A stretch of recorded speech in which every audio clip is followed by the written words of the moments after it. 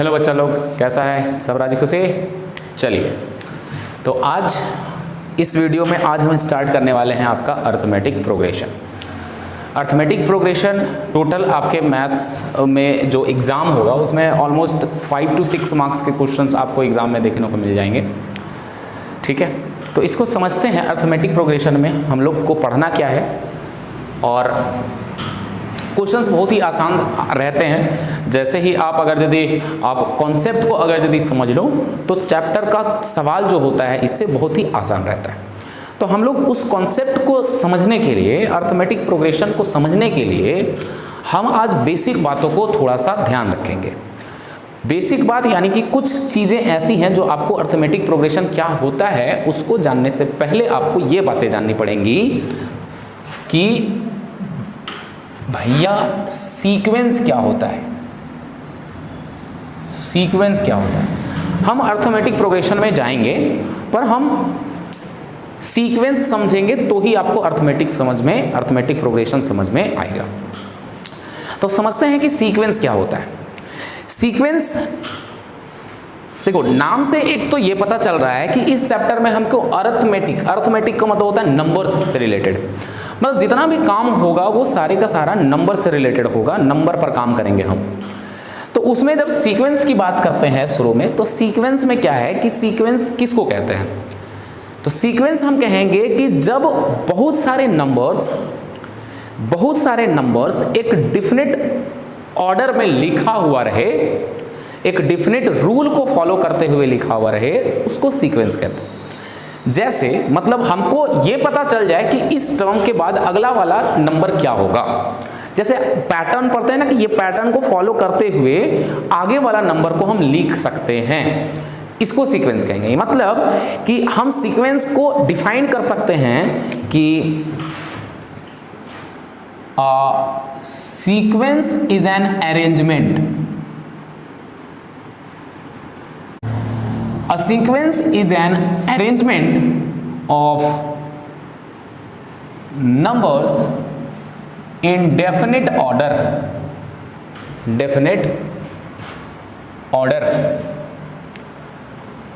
with definite order according to some rule। कुछ rule को follow करते हुए वो सारे नंबर्स लिखे हुए होंगे, तो उसी को हम लोग सीक्वेंस कहेंगे।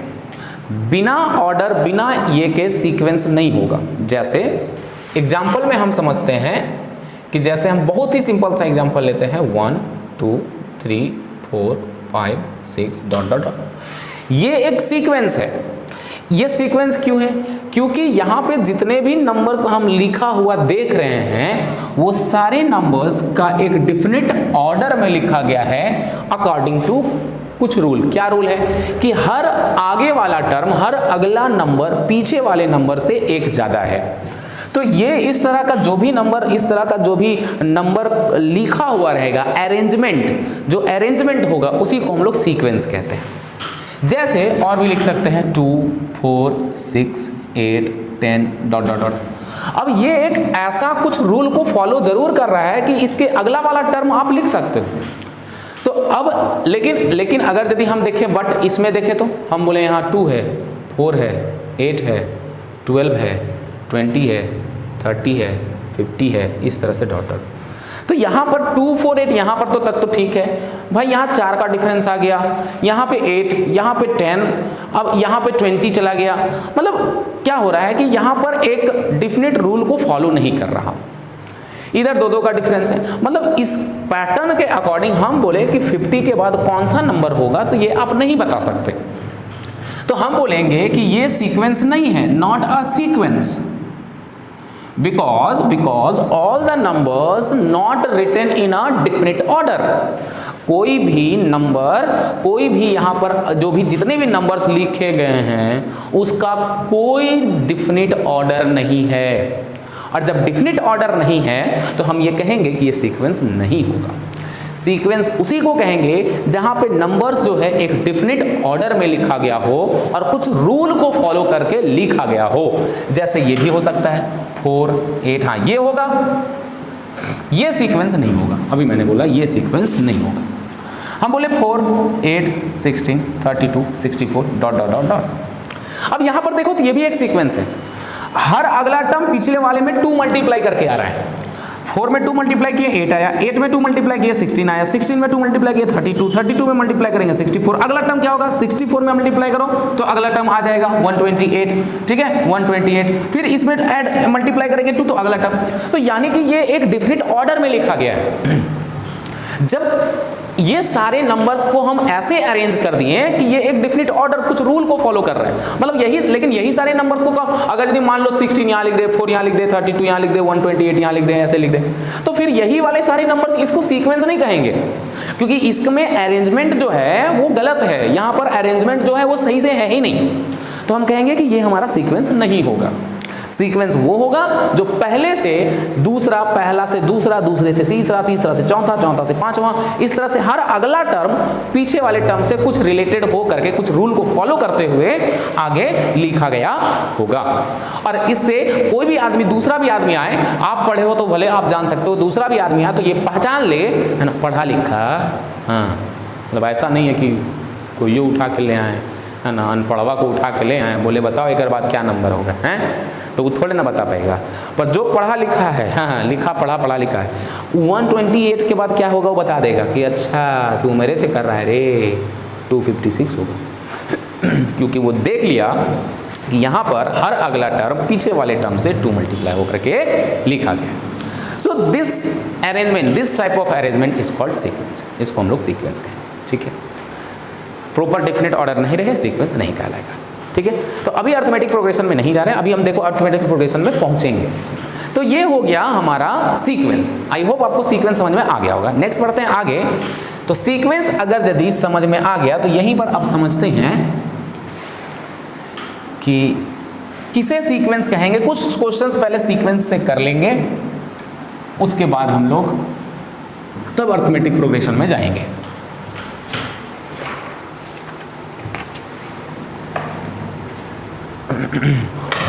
तो अभी जैसे मैंने बताया कि 2, 4, 6, 8, 10 डॉट डॉट डॉट, ये हमारा क्या है, ये हमारा सीक्वेंस है। अब इस सीक्वेंस की बात करें तो हम बोले कि ये जो पहला नंबर पर लिखा गया है इसको कहेंगे फर्स्ट टर्म, फर्स्ट टर्म 2 है। जो दूसरा नंबर में लिखा गया है उसको कहेंगे सेकेंड टर्म, बोलेंगे 4 है। तीसरा नंबर में जो लिखा गया है वो कहलाएगा थर्ड टर्म, इसी तरह से एंड सो ऑन। मतलब जो नंबर पहला पोजीशन में लिखा गया है that is called first term, second position में जो लिखा गया है that is called second term, third position में जो लिखा हुआ थर्ड टर्म, उसी तरह से फोर्थ पोजीशन में जो लिखा हुआ फोर्थ टर्म, इसी तरह से आगे बढ़ता चला जाएगा। तो सीक्वेंस में जो पहला है फर्स्ट टर्म, सेकेंड में थर्ड, सेकेंड टर्म, इस तरह से। तो यहीं से अब सीक्वेंस से कुछ सवाल हम करते हैं। पहले सीक्वेंस को अच्छे से समझ लेते हैं। कोई ज़रूरी नहीं है कि सीक्वेंस इसी टाइप का हो, इसमें देख रहे हो कि डिफरेंस सेम है, तो अभी हम आगे बताएंगे कि ऐसा सीक्वेंस जिसमें डिफरेंस हर एक टर्म्स का सेम हो तो उसी को हम लोग अर्थमेटिक प्रोग्रेशन कहेंगे। पर ये कोई ज़रूरी, अभी सीक्वेंस में ये कोई ज़रूरी नहीं है। सीक्वेंस हो सकता है कि 2, 4, 8, 16 इस तरह का नंबर, वहाँ डिफरेंस नहीं, वहाँ मल्टीप्लीकेशन हमारा बराबर आ रहा है, मतलब मल्टीप्लीकेशन करने पर अगला वाला टर्म आ रहा है। तो सबसे पहले तो सीक्वेंस में कुछ क्वेश्चंस करते हैं।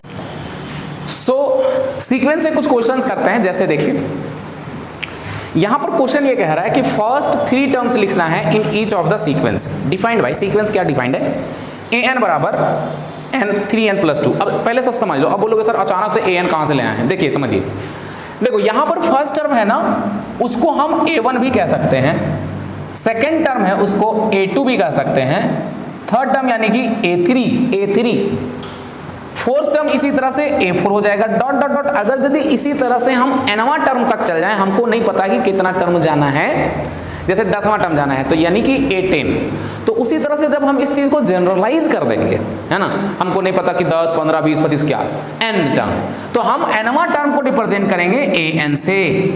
nवां टर्म हमको नहीं पता क्या टर्म होगा, पर वो nवां टर्म होगा। भैया n की जगह बोल दो 15 टर्म तो a15 हो जाएगा। हम बोले n यानी कि 15 है तो ये हो जाएगा a15, 15वां टर्म। उसी तरह से हम बोलेंगे कि ए बताओ n का वैल्यू 179 है तो हो जाएगा a 179 179वां टर्म, ठीक है, यानी 179 टर्म। उसी तरह से यहां पर यानी कि हम एक जनरल टर्म दे दिया गया, जब मैंने बोला ना कि एक डेफिनेट रूल को फॉलो करेगा, तो जिसमें यहां पर एक जनरल टर्म दे दिया कि an बराबर 3n + 1 है, ये एक रूल है, दिस इज अ रूल। इसी रूल से सीक्वेंस को आपको लिखना है कि an बराबर 3n + 2 है और आपको पहला 3 टर्म लिखना है। पहला 3 टर्म यानी a1 first term, a2 second term, a3 third term. तो अगर यदि हम पहला फर्स्ट नंबर की बात करें कि an बराबर क्या है 3n + 2 है, तो हम बोले कि पहला टर्म यानी पहला 3 टर्म लिखना है ना, यानी a1 निकालना है, यानी कि आप a1 निकालोगे तो n के जगह सिर्फ क्या पुट कर दो, n के जगह 1 पुट कर देंगे, यानी कि पहला टर्म यानी n के जगह 1 यानी a1 निकालना है। तो जहां जहां n है वहां n, जहां जहां n है वहां 1 पुट कर दो, तो क्या हो जाएगा 3 × 1 + 2 यानी 3 × 1 = 3 और 2 6 आ जाएगा। फिर उसी तरह से a2 निकाल दो तो 3 × 2 + 2 आ जाएगा, 3 × 2 = 6 और 2 8 आ जाएगा। फिर उसी तरह से a3 निकाल दो, तीसरा टर्म निकालना है, यानी a3 यानी 3 × 3 + 2 लिख दो, 3 × 3 = 9 और 2 9 और 2 11, ठीक है। उसी तरह से आगे का भी टर्म अगर यदि लिखें, अगर यदि हमको तो पहला 3 टर्म, तो पहला 3 टर्म क्या हो गया 6 हो गया, 8 हो गया, 11 हो गया, हमको बस इतना ही बोला तो हम यही निकाल के छोड़ देंगे। लेकिन यही चौथा टर्म वो बोलता, यहाँ हम बोल देते हैं यहाँ a4 निकालो तो क्या हो जाएगा 3 × 4 + 2 4 × 12 2 14, ठीक है। तो बोलोगे सर किस तरह का पैटर्न ये फॉलो कर रहा है, बिल्कुल पैटर्न फॉलो कर रहा है, देख लो। चौथा टर्म जो है वो 14 निकल करके आया, ये 14 निकालना नहीं था आपको, इस क्वेश्चन में पहला 3 टर्म निकालना है, तो वही हम समझाने के लिए निकाले। देखो इन दोनों के बीच डिफरेंस 2 का, देखो 8 में से 6 गया 2 आया, इन दोनों के बीच डिफरेंस 3 का, 11 में से 8 गया 3 आया, इन दोनों के बीच डिफरेंस सॉरी यहाँ 5 आएगा, अच्छा सॉरी फॉर दैट, यहाँ 5 आएगा, 3 × 1 = 3 + 2, वही सोचे पैटर्न फॉलो किया नहीं, हमको लगा 2 3 4 5 ऐसा कर रहा होगा, यहाँ डिफरेंस 3 का। अब तुम देख लो डिफरेंस क्या आ रहा है 3 का आ रहा है, तो आगे टर्म क्या होगा 14 3 17 17 3 20, इस तरह से चलता चला जाएगा। यानी कि ये एक रूल को फॉलो कर रहा है भैया, इस रूल के अकॉर्डिंग पहला टर्म 5 होगा, दूसरा टर्म 8 होगा, तीसरा 11, इस तरह से, यानी n के जगह पे 1 पुट कर दो तो a1 निकल जाएगा। This is the general term, this is, इसी को हम लोग कहेंगे जनरल फॉर्म, इससे आप पूरा सीक्वेंस निकाल सकते हैं। तो देखो ये क्या, ये सीक्वेंस नहीं आया 5 8 11 14, ये एक सीक्वेंस आया, तो इस सीक्वेंस का हम पहला 3 टर्म पूछे तो हो जाएगा 5 8 और 11, ठीक है, तो सीक्वेंस आ गया। ठीक इसी तरह से नेक्स्ट क्वेश्चन भी करेंगे हम कि दूसरा कि यहाँ पर सेकेंड है an बराबर, यानी a1 निकाल लो तो 1 का स्क्वायर + 1, 1 का स्क्वायर 1 और 1 2 आ जाएगा। फिर उसी तरह से a2 निकालेंगे तो 2 का स्क्वायर + 1 2 2 जा 4 और 1 5 आ जाएगा। a3 निकालेंगे तो 3 का स्क्वायर + 1, 3 का स्क्वायर + 1 3 3 जा ये आ जाएगा 10, 3 3 9 और 1 10 आ जाएगा, ठीक है। तो इस तरह से ये पहला 3 टर्म क्या आ गया सीक्वेंस का, 2 आ गया, 5 आ गया, 10 आ गया। बोले सर यहाँ पर क्या सा रूल फॉलो कर रहा है, तो उसके लिए हमको पता करना पड़ेगा a4, 4 का स्क्वायर + 1 17 आ जाएगा। तो अब देख लो तो जरा, अब देख लो अगला टर्म 17, देखो इन दोनों के बीच का डिफरेंस 3 है, इन दोनों के बीच का डिफरेंस 5 है, इन दोनों के बीच का डिफरेंस 7 है, तो अगला डिफरेंस क्या होना चाहिए, 3 है 5 है 7 है, तो अगला डिफरेंस 9 होगा। इस रूल को देखो तो यहाँ पे 3, पहला और दूसरा में डिफरेंस 3 का, दूसरा और तीसरे में डिफरेंस 5 का, तीसरे में और चौथे में डिफरेंस 7 का, तो चौथे और पांचवें में डिफरेंस 9 का आ जाएगा, तो 9 इसमें जोड़ देंगे तो 9 और 7 16 26 आ जाएगा। इसी तरह से अगला में डिफरेंस 11 का होना चाहिए। तो इस तरह से ये एक डिफरेंट रूल को फॉलो कर रहा है, जिसको रूल को पकड़ में आना चाहिए। देखो माइनस करके देखो तो रूल एक फॉलो कर रहा है, 3 का 5 का 3 का 5 का 7 का 9 का 11 का, सबका बदला लेगा तेरा ये फैजल, है ना। हाँ तो अगला 11 डिफरेंस आ जाएगा तो क्या आ जाएगा 7, इसको जोड़ दो 7 और ये 37 आ जाएगा। तो इस तरह से एक डिफरेंट रूल को फॉलो कर रहा है। तो this is the general term of the sequence whose first 3 term is 2 5 and 10। This is your answer. आपको 3 टर्म से मतलब था तो हम 3 टर्म निकाल करके छोड़ देंगे, ज़्यादा दिमाग नहीं लगाएंगे। ज़्यादा दिमाग है भी तो आप ज़्यादा दिमाग नहीं लगाएंगे। पहला 3 टर्म निकालने बोला, निकाल के छोड़ दिए, ठीक है।